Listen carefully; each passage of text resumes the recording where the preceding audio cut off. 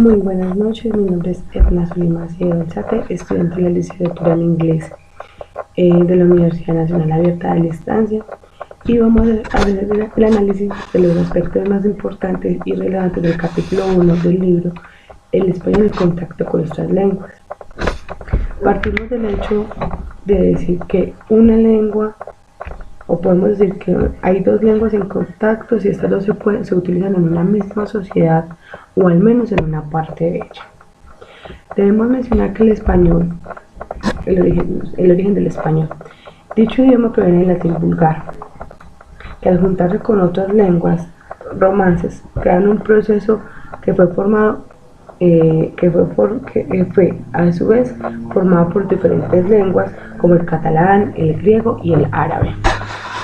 Además, este proceso lingüístico como tal fue estudiado y entendido en procesos sociales y factores sociales.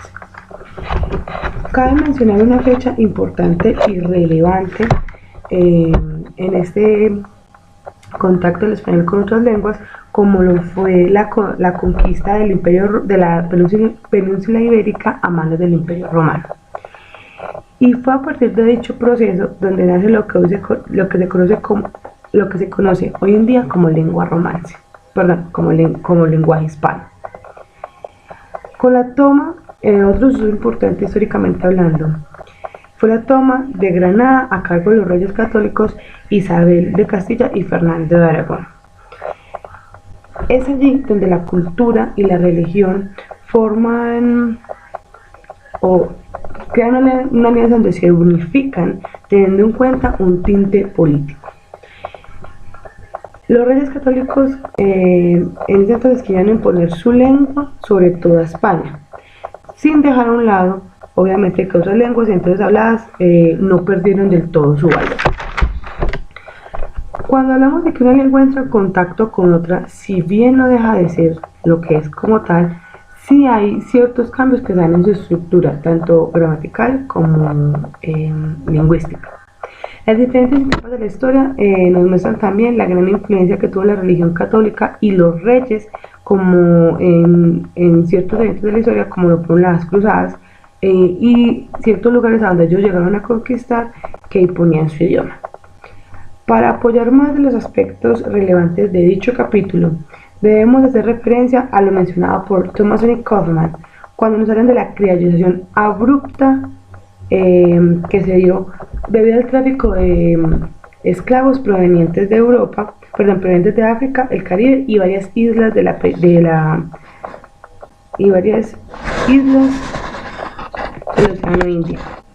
Al contexto de dicha situación, al menos una lengua llegó a estar en contacto con dos o más lenguas diferentes a las europeas.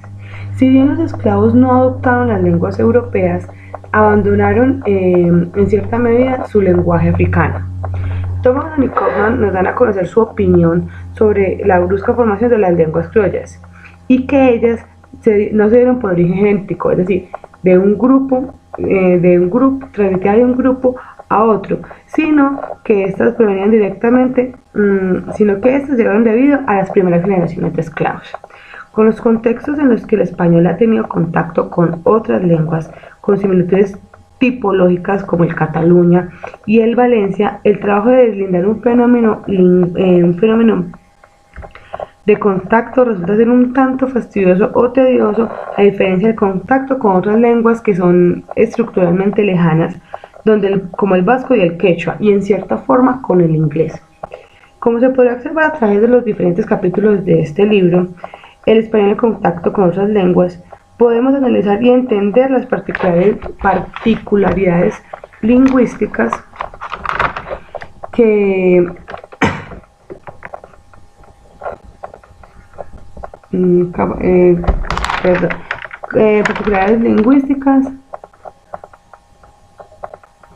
y que obviamente tienen distintas explicaciones. Como bien lo explican Herne y Kuteva, cuando nos hablan del cambio lingüístico que se da por el contacto con otras lenguas, que es un proceso un tanto restringido y que se da por eventos históricos determinados. Muchas gracias.